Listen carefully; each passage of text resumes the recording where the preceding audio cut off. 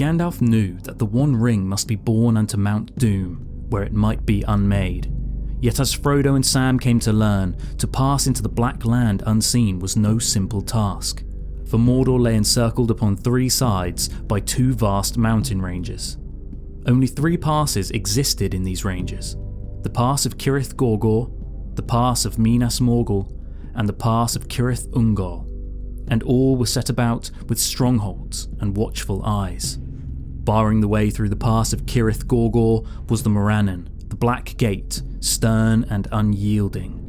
The pass of Minas Morgul was watched over day and night by the city of the Nazgul, and the perilous path of Cirith Ungol was guarded not only by orcs, but also by Shelob. To the east, the land was surveyed by many spies and guarded with a line of fortresses, garrisoned with watchful sentinels, so that no traveller could pass unmarked. Thus the question arises, what was Gandalf's original plan for entering Mordor? The first thing that must be understood is that the Fellowship of the Ring had not been formed with the purpose of escorting Frodo into Mordor. In the books, it was made clear that the Fellowship was always destined to fail before the end. The members were only asked to journey together until the hour came when their paths must part and the Ring-bearer go on alone. Legolas shall be for the elves, and Gimli son of Glóin for the dwarves.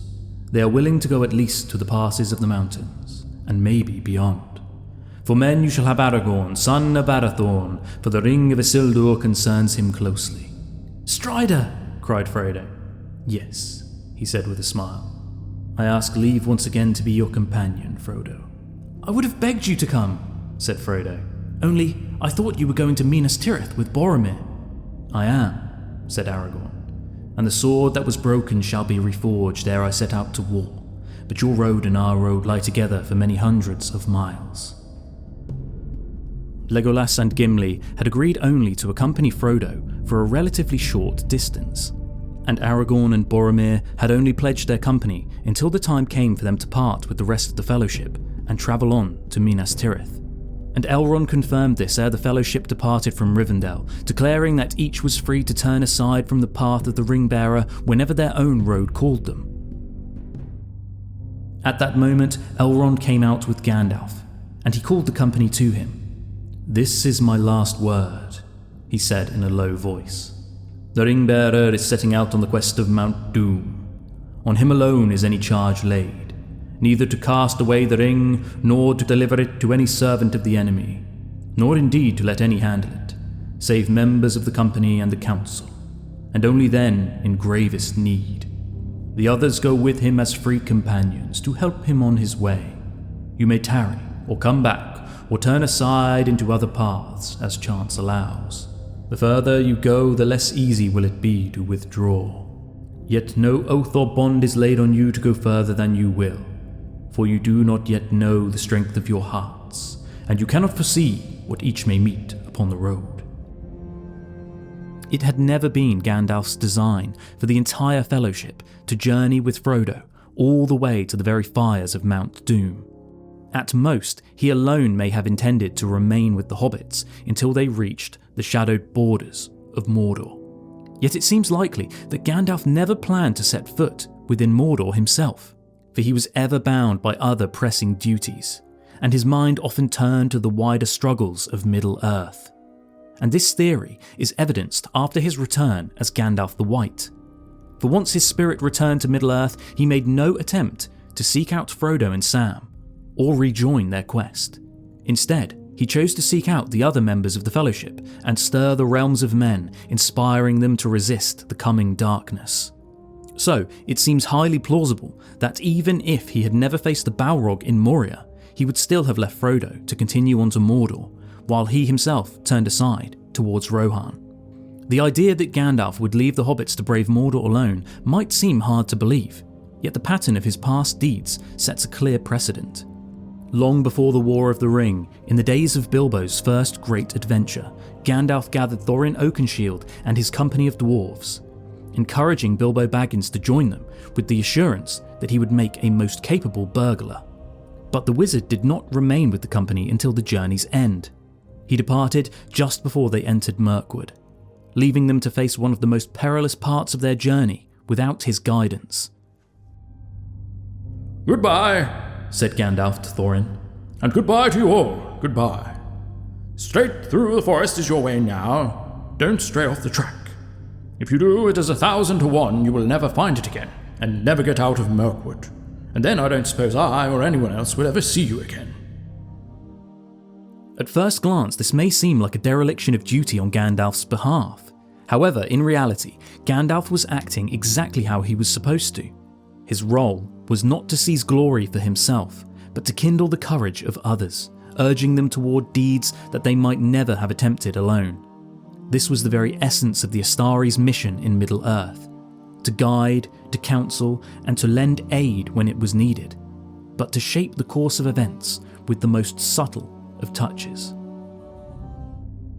Now their emissaries were forbidden to reveal themselves in forms of majesty, or to seek to rule the wills of men and elves by open display of power, but coming in shapes weak and humble, were bidden to advise and persuade men and elves to good, and to seek to unite in love and understanding all those whom Sauron, should he come again, would endeavour to dominate and corrupt.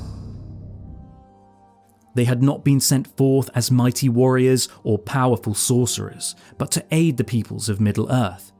Thus Gandalf roused the dwarves, drew Bilbo into their adventure, and set them forth upon their path.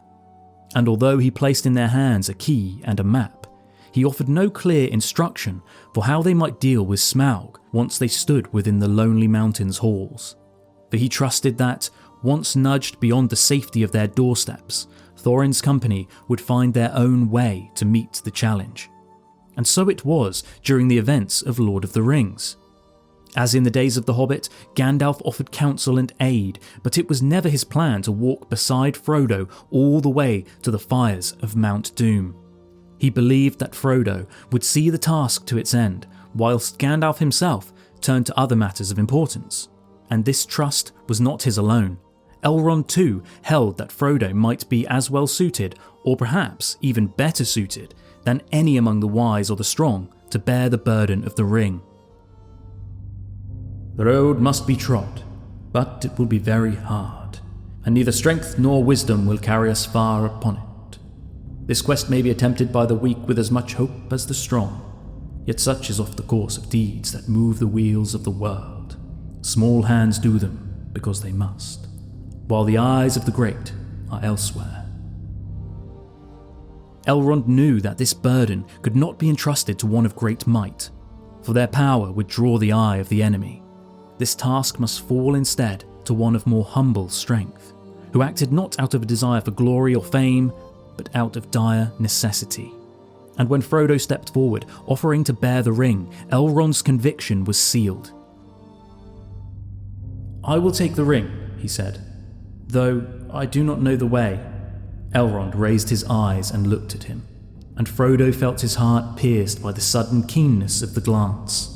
"If I understand aright all that I have heard," he said, "I think that this task is appointed for you, Frodo, and that if you do not find a way, no one will. This is the hour of the Shirefolk, when they arise from their quiet fields to shake the towers and councils of the great." Elrond was convinced that if Frodo could not bear the ring to the fires of Mount Doom, then no one could. Not Gandalf with all his wisdom, not Aragorn with his experience, not even Glorfindel with his great power.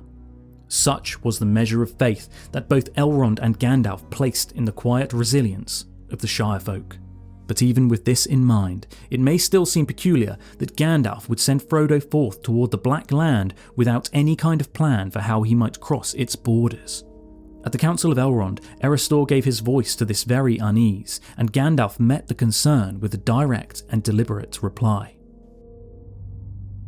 "Thus we return once more to the destroying of the ring," said Erestor, "and yet we come no nearer.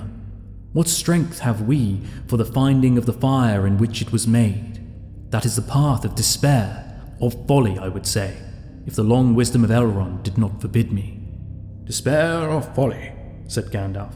"It is not despair, but despair is only for those who see the end beyond all doubt. We do not. It is wisdom to recognize necessity, when all other courses have been weighed. Though as folly it may appear to those who cling to false hope, well, let folly be our cloak, a veil before the eyes of the enemy. Gandalf seemed to believe that the surest way to outwit Sauron was by choosing a road that appeared almost without hope. His conviction that light could be found even in the darkest of places sprang largely from his steadfast trust in the guiding hand of fate and the quiet workings of Providence. In fact, Providence runs so deeply through Tolkien's stories that he created a word to capture its power: eucatastrophe, the moment when unforeseen good blooms in the midst of disaster. Yet Gandalf did not possess such a degree of faith in these turns of good fortune that he was untouched by fear or uncertainty. When Faramir revealed to him that Frodo had chosen to take the pass of Cirith Ungol, Gandalf could not hide his fear. Even with his strong belief in the power of Providence, the thought of Frodo walking that perilous road into Mordor troubled him deeply. Gandalf put his hand on Pippin's head. There never was much hope, he answered. Just a fool's hope, as I have been told. And when I heard of Cirith Ungol... He broke off and strode to the window, as if his eyes could pierce the night in the east. Cirith Ungol, he muttered. Why that way, I wonder? He turned. Just now, Pippin, my heart almost failed me hearing that name. So Gandalf clearly did not simply intend to cast Frodo into danger with blind faith that fate would always intervene and the hobbit would walk away unharmed. His reasoning was far more subtle. He believed that if Frodo could be brought to the very borders of Mordor, then somewhere, somehow, an opening might reveal itself. An unforeseen moment of eucatastrophe that they could seize to sneak him into the Black Land. And something akin to this is exactly what unfolded. Gollum, who Gandalf had once told Frodo still had a part to play in this tale, crossed their path. I have not much hope that Gollum can be cured before he dies, but there is a chance of it, and he is bound up with the fate of the ring. My heart tells me that he has some part to play yet, for good or ill, before the end. And when that comes, the pity of Bilbo may rule the fate of many, yours not least. It is worth remembering that Gandalf was not simply sending any old ring-bearer into the shadow of Mordor, for Frodo was a hobbit, and Gandalf more than most understood hobbits. He knew of their quiet ingenuity, their surprising resilience, and their remarkable gift for disappearing when need arose. They are quick of hearing and sharp-eyed, and though they are inclined to be fat and do not hurry unnecessarily, they are nonetheless nimble and deft in their movements. They possessed from the first the art of disappearing swiftly and silently, when large folk whom they do not wish to meet come blundering by, and this art they have developed until to men it may seem magical. It was with these very traits in mind that he had once chosen Bilbo as the burglar for the quest to reclaim Erebor. From that same understanding, he knew that Frodo possessed the qualities needed for the far more perilous journey into the heart of the enemy's land. For if any among the free peoples could hope to slip through Mordor's defences unseen, it would of course be a hobbit or two.